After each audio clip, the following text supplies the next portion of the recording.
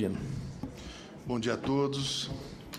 Senador Blairo Maggi, o nosso ministro, Antônio Henrique, os demais senadores presentes, os colegas de mesa. A nossa apresentação é bastante conceitual, ela é bastante simplista, no sentido de atender o tema da audiência pública, discutindo os efeitos práticos da aplicação da lei. Então, eu devo ter uns 3 ou 4 slides introdutórios, depois eu vou tentar entrar um pouco mais no tema. Pois bem, essa é a situação do Porto Paranaguá, quando nós enxergamos em 2011, onde nós podemos ver aqui, de uma forma muito clara, muito simples, que já praticamente atendemos todos atingimos a capacidade limite do porto, e, obviamente, uma situação que se coloca difícil no momento que o país tanto precisa da infraestrutura. No caso do fertilizantes, nós somos o maior ainda importador de fertilizantes do país, também estamos acima da capacidade, e a leitura disso tudo se traz algumas informações que a gente tem aí, né? Temos alguns congestionamentos, e é por isso que nos traz ao tema hoje discutir a tão importante implantação da nova lei. Eu queria fazer aqui um parênteses da importância do que está acontecendo no país hoje, que pela primeira vez o tema está sendo abordado na Presidência da República, um tema de tal relevância, mesmo na lei anterior, para quem conhece a 8.630, o tema não foi alçado a tal ponto, né, no país, então isso nos deixa muito felizes e acreditamos que teremos aí um bom desdobramento. Seguindo a apresentação, só para a gente colocar aqui um diagnóstico e prognóstico, o Porto de Paranaguá também cresce aí a largos passos, tigres asiáticos, podíamos colocar, crescemos 300% em 20 anos. Importante colocar, nós só registramos, nós não crescemos. Quem cresce é o agronegócio, quem cresce é a indústria, é o comércio. Tirando 2 sobressaltos, que foi um problema da crise da soja transgênica e o problema da crise financeira mundial, nós só tivemos momentos de crescimento, o que nos engrandece bastante lá no nosso estado do Paraná. Importante colocar que os cenários são positivos, as tendências, o cliente continua comprando, todo dia nós temos as informações do mercado que somos o celeiro do mundo, o que realmente nos traz uma responsabilidade muito grande de preparar o país para isto. Vamos colocando em grandes números o que se projeta para, no caso, Porto de Paranaguá. Nós temos uma projeção de atingir uma movimentação de carga superior a 90 milhões de toneladas até 2030. Obviamente, dá para perceber que em 2013 nós já atingimos o patamar de 2015, quer dizer, continuamos realmente crescendo, os números estão dentro do planejado, mas aqui eu coloquei simplesmente um conchete, dizendo que para podermos atingir, obrigatoriamente temos que ter novos terminais, novas estruturas, e certamente poderemos atingir o que foi planejado. Para fazer um parênteses, esse é o Brasil, né? O Brasil de 2009 produzindo aí 110 milhões de toneladas e chegando a 2013 aí por volta de 180 milhões de toneladas. Importante colocar, nós estamos falando aí de terminais, cada terminal que se fala, cada berço de atracação pode movimentar aí 5, 6, 7 milhões de toneladas na melhor situação, e se nós analisarmos simplesmente um crescimento dessa natureza, eu não vou dizer que chega a 80 milhões que seja, nós temos que inaugurar mais de um terminal todo ano, ou talvez mais de que 2 ou 3, para fazer frente a esse negócio. E esse é o desafio, e isso que é importante hoje, a nossa consideração. Existe, obviamente, uma discussão muito forte, prioridade para o Arco Norte, entendemos que é importante, e é o caminho e a solução aí do centro-oeste do país, porém, é importante colocar, e aí sempre querendo trazer um pouquinho a bola para nós, esse aqui é há praticamente 60 dias atrás, era quantos dias de espera para atracar um navio que nós tínhamos, né? Então, dá para se perceber da importância de atacar os pontos críticos no momento adequado. Eu quis colocar alguns novos eventos que dificultaram bastante o planejamento todo esse cenário, né? Um primeiro evento, que nós não somos os únicos e a competitividade é fundamental. Nós estamos vendo a queda do preço do milho, está impactando violentamente na movimentação de cargas, e eu gosto de usar isso, nós não somos o único, né? Nós temos aí vários players no mundo se preparando para ocupar esse espaço, se nós não quisermos. O cenário incerto, eu diria o seguinte: nós precisamos ter logística para momentos como esse. Eu peguei, por exemplo, o preço de produto na Bolsa de Chicago, né? Ele é bastante sazonal, mas ele se mantém numa posição ainda positiva para o exportador. Quando nós pegamos o milho, e esse dado é recente, nós poderíamos talvez compensar a baixa do preço se tivéssemos uma boa logística. Estou falando isso porque isso é recorrente, todo mundo sabe. Peguei aqui a diferença do mundo de 2011 para 2012 em Paranaguá. Só para nós termos uma ideia, esse aqui é o momento que os produtos saem do porto ou entram pelo porto. Dá para perceber que, pouco mais de 10 anos depois, o porto não tem nenhuma folga. Isso eram folgas de entre-safra, e hoje a safra corre durante o ano inteiro, e toda vez que a gente extrapola uma linha limite de capacidade, poderá se transformar em fila. No caso do Porto Paranaguá, nós não temos fila de caminhões mais, mas ainda padecemos com alguma espera para atracação de navios. Importante colocar que os sistemas evoluem. Não basta falar de porto pura e simplesmente no sentido de ganhar capacidade. Os navios crescem, eles evoluem, os caminhões evoluíram, não é? E os portos precisam evoluir.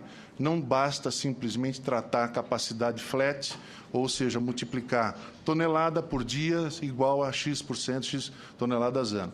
Nós temos que adaptar os portos para os novos navios. Isso aqui era um navio que nós atendíamos, por incrível que pareça, há menos de 5 anos, e os nossos clientes estão demandando esse tipo de navio hoje, que dá para perceber que nem o porto, nem os equipamentos conseguiriam carregar um navio deste num equipamento. Então, existe uma necessidade de mutação e melhoria continuada. Outro evento bastante importante que mudou o cenário foi a gente chama da lei do caminhoneiro, pode parecer que não, mas antigamente nós tínhamos um regime de chegada de caminhões regular, e hoje, obviamente, quando eles param, eles são obrigados a estacionar, e nós temos um transporte por espasmos, fazendo com que o porto tenha que se preparar melhor, e isso tem que estar no planejamento, sim, hoje, como até foi a fala do nosso ministro há instantes atrás. O tema armazenagem, não vamos nem entrar no assunto, né? Desde a década de 70 é um grande desafio. O porto não fará frente a armazenar este salto de produção que o país tem. Então, nós estamos tratando isso. Hoje existe uma política aí estabelecida, muito positiva, mas tem que ser colocada na nossa pauta. E, por fim, para a gente poder entrar no tema, eu costumo colocar aqui um gráfico bastante simplista, né? Que no caso do agronegócio, que representa, no caso do Porto Paranaguá, 75%. Então, isso, obviamente, cada porto tem uma visão, tem um foco, tem um perfil vocacional. No nosso caso, nós temos um momento de colheita, um momento de estoque de passagem, temos um sistema de transporte, temos que colocar no navio isso daí. O que acontece quando a produção explode, como aconteceu, e graças a Deus aconteceu, e vai continuar acontecendo pela tecnologia que a gente coloca? Aumenta a boca do funil, o sistema de transporte está sendo reduzido na medida em que nós temos novas obrigações a serem cumpridas, e esse sistema, obviamente, cria aí um gargalo, que, por sua vez, aponta, do outro lado, um volume de navios aguardando, que deveria ser olhado como ótimo por estar dispondo de fretes mais baratos, concorrência, enfim, muitas vezes se vende papel nesse sistema, em função desse gargalo, né? Se sabe que vai demorar muito para carregar, então se pega a fila antes, e, obviamente, isso gera uma inconsistência no sistema. Outra coisa importante, que para tratar o tema da nossa audiência pública, os efeitos práticos, né, da implantação da lei, nós temos que falar em ampliação, um aumento intensivo da capacidade. Né? Se nós quisermos agregar valor, nós precisamos saber entregar o produto na hora certa.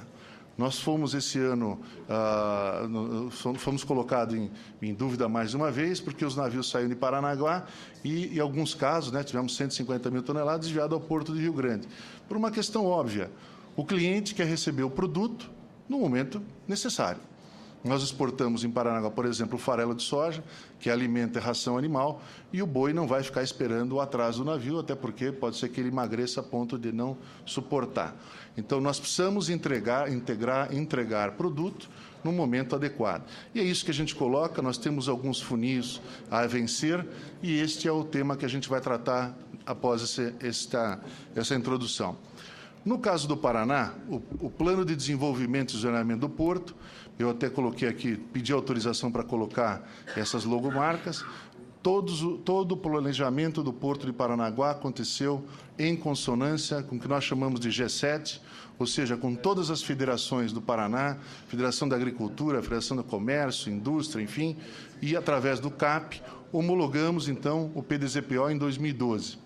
Esse documento é o documento que chegou mais próximo, vamos dizer, da realidade e da convergência, sendo que foi aprovado por unanimidade por todos os órgãos, todas estas entidades organizadas, né, e referendada, inclusive, no âmbito político estadual, obviamente que nos deixou muito tranquilo, muito seguros de poder tocar à frente. Eu fiz questão de colocar aqui em consolidações das contribuições, porque, de uma forma muito ordenada, como nós falamos, nós fizemos esse grande plano de desenvolvimento e zoneamento do Porto. Estas cores, basicamente, o nosso PDZPO, ele é muito próximo de um plano diretor do município.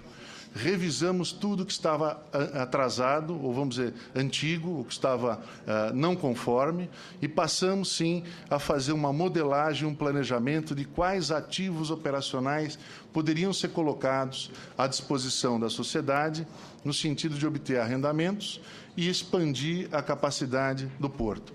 Obviamente que o planejamento que nós fazemos, ele tem um viés muito ligado a nível de atendimento, nível de serviço, não é? Ou seja, não basta mais atender o cliente, tem que atender o cliente sem fila, tem que atender o cliente numa condição de certo conforto, para que o negócio dele venha a ter rentabilidade. Repito, se nós tivermos qualquer que seja a produtividade e ganho no campo, e tivermos filas no meio do caminho ou falta de infraestrutura, certamente nós vamos estar vendendo transporte, vendendo frete e não agregando valor ao produto.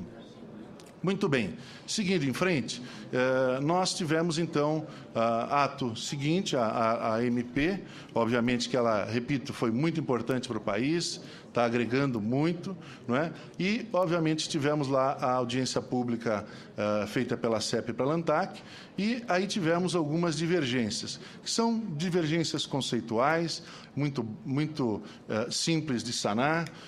Nós apresentamos de uma forma ordenada e organizada uma proposta de melhorias, quer dizer, a diferença, eu não vou entrar no detalhe, né? Esta seria uma proposta apresentada pela APA, esta é a proposta revisada pela ANTAC e CEP, fizeram um trabalho muito bem feito, as pessoas que estão lá, algumas conheço já há algum tempo, e têm total condições de avaliar o conjunto das coisas. Obviamente, por trás desse tema todo, existe uma empresa de consultoria, ou mais de uma, ou técnicos, que podemos ter, em algum momento, algumas divergências em relação a modelos matemáticos, aos modelos financeiros, que isso eu diria que é extremamente importante, porque são esses modelos que vão fomentar que isto aconteça ou podem reduzir o apetite da iniciativa privada. Mais um.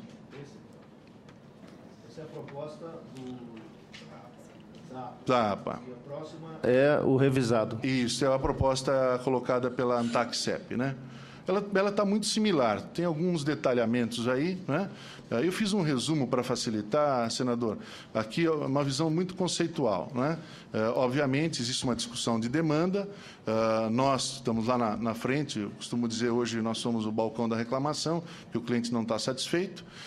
Na capacidade de armazenagem, as grandes diferenças são, o nosso pleito é que aumente 95% da capacidade de armazenagem, até porque é isso que está espalhado na retaguarda do porto, né? A proposta que a gente tem, revisada da CEP, é alguma coisa ao redor de 14%. Essa é mais ou menos a diferença da curva. Obviamente que nós apostamos num processo um pouco mais arrojado, em função do que eu repito. Nós estamos olhando muito mais hoje uma visão de tendências do Paraná. Se o Paraná, por exemplo, se nós tivermos uma alta de milho e o Paraná houver uma migração para o milho, os volumes crescem praticamente 1,5%, né? 150%, e poderão trazer algum transtorno.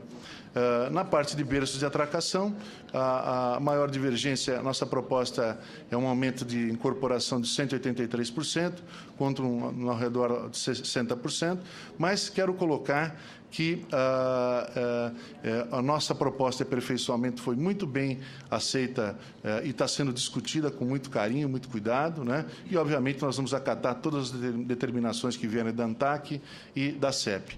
Indo para o finalmente, nós temos também a intenção de instalar terminais de uso privativo no Paraná, que é o único estado que não conta com essa figura ainda, não é? Estas áreas são áreas que foram estabelecidas pela comunidade como áreas de futura expansão, especificamente esta e esta são as duas que têm capacidade. Nós também já protocolamos o pedido de revisão das poligonais, o ministro também colocou, que está sendo discutido, né?